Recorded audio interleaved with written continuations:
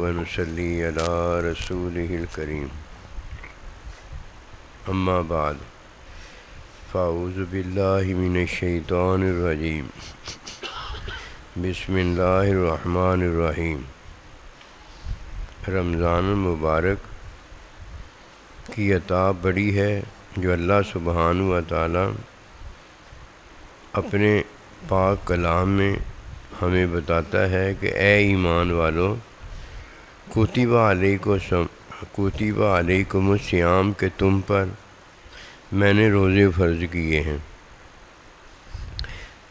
روزوں کی فرضیت میں مہینے کے اندر 3 اشرے ہیں۔ یہ رحمت بھی ہیں، مغفرت بھی ہیں، اور اللہ پروردگار کی طرف سے عافیت بھی ہیں۔ عافیت بڑی دولت ہے۔ جب اللہ پروردگار کسی کو عافیت دیتا ہے تو اس کی ہر چیز شفا ہو جاتی ہے۔ وہ جو کچھ بھی کرتا ہے آپ ایسے سمجھیے کہ اب اس کے ہر کرنے میں شفا ہی شفا ہے۔ کوئی پہلے رمضان المبارک کے روزے رکھتا ہے تو رحمت میں ہے۔ جب رحمت میں کوئی ہوتا ہے تو یہ عطا کے اندر ہے۔ اس کی مثال آپ ایسے سمجھیے کہ کسی کو اللہ پروردگار نے ماں باپ بخشے ہیں، آل اولاد بخشی ہے، مسلمان ہے، ایمان بخشا ہے، اللہ نے اپنے بندوں پر ایمان اور اللہ کے بندوں کی صحبت تعلق محبت بخشا ہے۔ یہ سارا کچھ حقیقت میں کیا ہے؟ رحمت ہے کہ اللہ ہمیں عطا کرتا ہے، اور اللہ اگر کسی کو عطا نہیں کرتا، وہ محروم ہوتا ہے، تو یہ لعنت ہے۔ رحمت کے مقابلے میں لعنت ہے، اور لعنت کے مقابلے میں رحمت ہے۔ اللہ پروردگار نے آدم علیہ السلام کو اپنی رحمت میں عطا ہی عطا کی، جبکہ شیطان محرومیت کے اندر سزا ہی سزا، لعنت ہی لعنت لینے والا ہے۔ عطا جب کسی کو ہوتی ہے تو یہ اللہ پروردگار کی طرف سے مغفرت کی عطا ہے، اس کی بخشش کی عطا ہے۔ فرمایا جب میں کسی کو ماں باپ دیتا ہوں تو ان 2 یا 2 میں سے ایک کی خدمت کر کے وہ اللہ پروردگار سے بخشش، اللہ کی رضا نہیں پا لیتا، اس پر لعنت ہے۔ یہی وہ لعنت ہے جو شیطان کے حصے میں آئی کہ اللہ اسے عطا میں اپنا بندہ دیتا ہے، بندے کی تعظیم اور ادب اسے دیتا ہے، لیکن یہ شیطان لعنتی ہونے کی وجہ سے اللہ کی عطا سے محروم ہوتا ہے، اللہ کی عطا لینے کا انکار کر دیتا ہے۔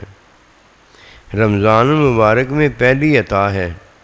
جب کوئی اس عطا میں وہ عطا لے لیتا ہے جو اللہ دینا چاہتا ہے، جو بخشش ہے، یہ رحمت کا حامل کامل ہو جاتا ہے کہ اللہ نے اسے رحمت عطا کی، اور اس نے اپنے رحمت اللہ پروردگار کی عطا کو لے لیا، بخشش کروا لی۔ جب کوئی بخشش پاتا ہے تو یہ اللہ کی طرف سے عافیت ہے، وہ محفوظ ہو جاتا ہے۔ اللہ سبحانہ و تعالیٰ اسے گناہوں سے معصوم کر دیتے ہیں۔ عطا بڑی ہے جو رمضان المبارک کے روزے میں اللہ پروردگار دیتا ہے۔ پہلی عطا ہے، عطا لینے والے پر اللہ کی مغفرت ہے، اور مغفرت والا ہے جو اللہ کی عافیت میں داخل ہو گیا ہے، اور جو ان 3 چیزوں کو نہیں جانتا اسے کیا ملا ہے؟ اللہ نے اسے دیا، اس نے لینے سے انکار کر دیا ہے۔ یہ لعنت ہے۔